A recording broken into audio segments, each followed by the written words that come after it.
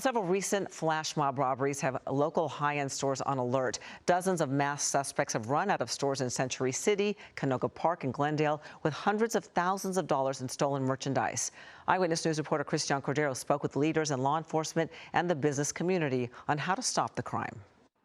At a time when tourism and foot traffic promise a financial boost for business owners today, the cost of the dog days looks like this. The LAPD says roughly 30 people stole more than $300,000 worth of merchandise from the Westfield Topanga shopping center on Saturday. Dressed in disguises and moving quickly, they all escaped, as thieves often do. LAPD data shows last year only about a quarter of robberies led to an arrest. We've got to get our elected officials to change some laws, enforce the laws we have, and hold people accountable, especially these criminals that are doing it over and over and over again. One of businessman Rick Caruso's properties, the Americana in Glendale, was hit by a similar flash mob style theft last week. The week before that, another group ran out of the Westfield Century City's Gucci store with arms full of bags, even luggage, in tow. I cringe when I see these national stories about California, because that's not what we're about. These aren't the values of the people who live in California. Rachel Michelin is the president of the California Retailers Association, which advocates in the legislature for big and small businesses alike. All we want to do as retailers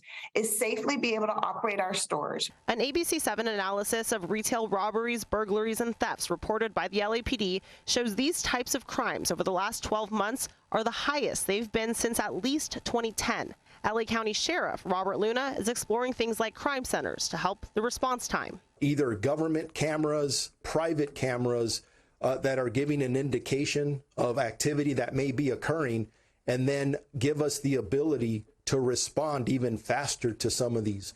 But leaders are divided over what to do when thieves are caught. Efforts to amend California's shoplifting and petty theft laws have failed. LA County has reinstated zero bail for nonviolent, low-level offenses.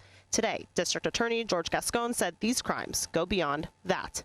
We view them as organized crime, and we will use every tool available under the law when there is an arrest made to make sure that these individuals are held accountable. Gascon says people who buy stolen goods are part of the problem for perpetuating demand, and it is illegal technically to knowingly buy something that is stolen, but that knowingly part of it does add complications when it comes to enforcement.